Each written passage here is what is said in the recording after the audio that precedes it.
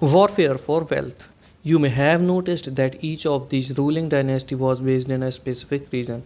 Students, आपने ये बात ऑब्जर्व की होगी कि हर एक डायनेस्टी अपने स्पेसिफिक रीजन में रूल किया करती थी, लेकिन कई बार ऐसा होता था कि एक स्पेसिफिक रीजन के लिए कई बार कई रूलर्स या कई किंगडम्स एक दूसरे से भिड़ जाते थे। इसका एक एग्जांपल है कन्नौज। कन्नौज एक सिटी है जो कि गंगा वैली में स्थित है। यहाँ पर सेंचुरीज से एक बैटल चल रहा था, स्ट्रगल चल रहा था तीन डायनेस्टीज़ के बीच में, गुर्जर प्रतिहार, राष्ट्रकूट्स और पाल डायनेस्टीज़ के बीच में। और ये एक ऐसा कॉन्फ्लिक्ट था जो काफ़ी लंबे तक चला था। इसे हम ट्रिपार्टाइट स्ट्रगल के नाम से भी जानते हैं। As we will see, rulers also try to demonstrate their power and resources by building their large temples. जो ये रूलर्स होते थे, ये हमेशा अपनी पावर्स को दिखाने के लिए हमेशा मंदिर का निर्माण किया करते थे, और इसी से पता चलता था कि उनके पास कितनी पावर है और रिसोर्सेज है। लेकिन इसका एक उल्टा डिसएडवांटेज भी था, क्योंकि अगर एक राजा के अंपायर में कोई और राजा अटैक करके अगर उसे हरा देता था तो ये टेम्पल्स भी टारगेट कर लिए जाते थे और वहाँ की जो वेल्थ है उसे लूट लिया जाता था। खैर, इसके बारे में हम और चैप्टर 5 में पढ़ेंगे, लेकिन अभी इसका एक एग्ज़ाम्पल देखते हैं।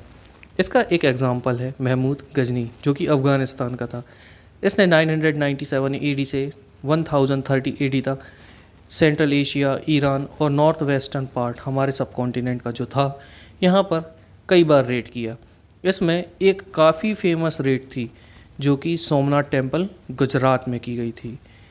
ये ऑलमोस्ट हर साल इंडिया में यहाँ पर रेड किया करता था। ये अपनी ज़्यादातर वेल्थ ले जाया करता था अपनी कैपिटल सिटी, जिसका नाम गजनी था, वहाँ ले जाता था। Sultan Mahmud was also interested in finding out more about people he conquered. ये जो महमूद था, ये हमेशा उन लोगों के बारे में जानने के लिए भी क्यूरियस होता था जिन्हें वो लूटा करता था।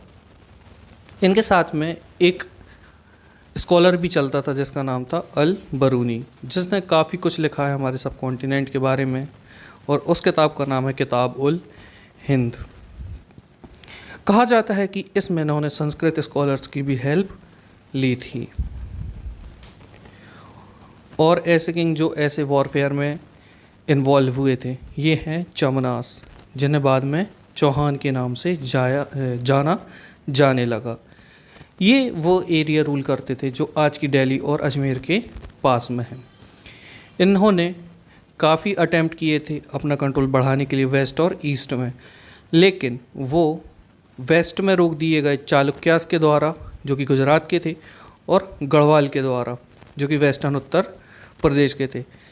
इसी का एक बेस्ट एग्जांपल है चमना रूलर पृथ्वीराज III, या हम जिन्हें आज पृथ्वीराज चौहान के नाम से जानते हैं, जिन्होंने 1191 में मोहम्मद गौरी को हराया था।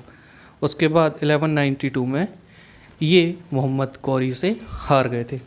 इनके बारे में ये कहा जाता है कि अराउंड 16 टाइम्स मोहम्मद गौरी को माफ़ कर दिया था पृथ्वीराज चौहान ने हरा के, लेकिन जब इनके जो फादर इन लॉ थे जयचंद, इन्होंने धोखा दिया, इस वजह से ये हार गए थे। लेकिन अफ़गानिस्तान में भी जाकर इन्होंने मोहम्मद गौरी को वहाँ पर मार दिया था।